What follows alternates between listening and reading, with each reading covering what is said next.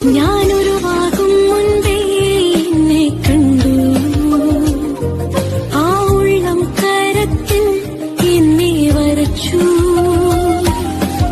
ഉള്ളതുപോലറിഞ്ഞിടും, ഉള്ളം കൈയാൽ താങ്ങിടും ഉന്നതനാമുടയവനേ.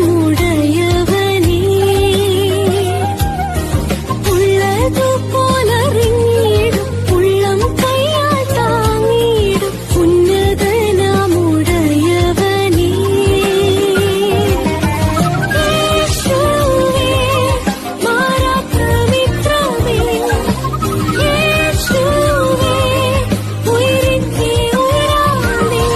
ദൈവവചന ചിന്തകൾ കേൾക്കുന്ന എല്ലാ മാന്യ ശ്രോതാക്കൾക്കും ക്രിസ്തീയ സ്നേഹവന്ദനം.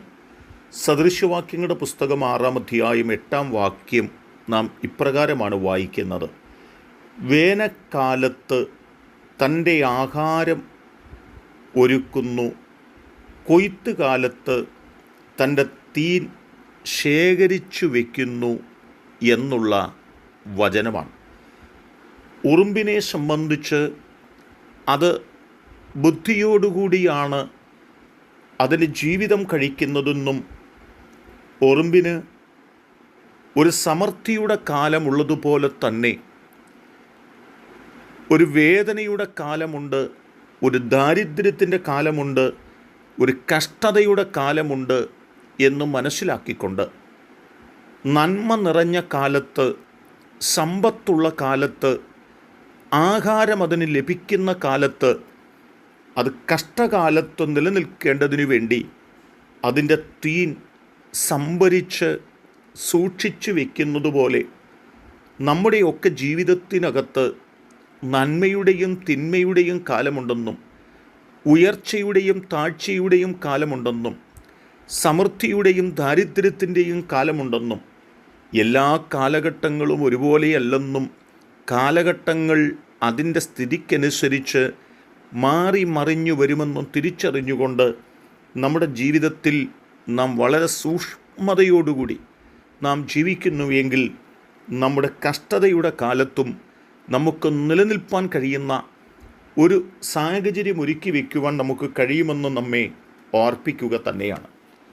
ഉൽപ്പത്തി പുസ്തകം 41-ാം അധ്യായത്തിലേക്ക് കടന്നു വന്നാൽ രാജാവ് കണ്ടതായ ആ വലിയ സ്വപ്നത്തെക്കുറിച്ച് വേണ്ടതുപോലെയുള്ള അറിവുകൾ ഇല്ലാത്തതുകൊണ്ട് ആ സ്വപ്നത്തെ കൃത്യമായി വ്യാഖ്യാനിപ്പാൻ കഴിവുള്ള ആളുകളെ അന്വേഷിച്ചു പോകുന്നതായ രാജാവ് യോസേപ്പിനെ കണ്ടെത്തുകയും യോസേപ്പ് ആ കണ്ട സ്വപ്നത്തെക്കുറിച്ച് കൃത്യമായിട്ടുള്ള അഭിപ്രായങ്ങൾ, മെസ്സേജുകൾ കൈമാറുകയും ചെയ്യുവാനിടയായി തീർന്നിട്ടുണ്ട്.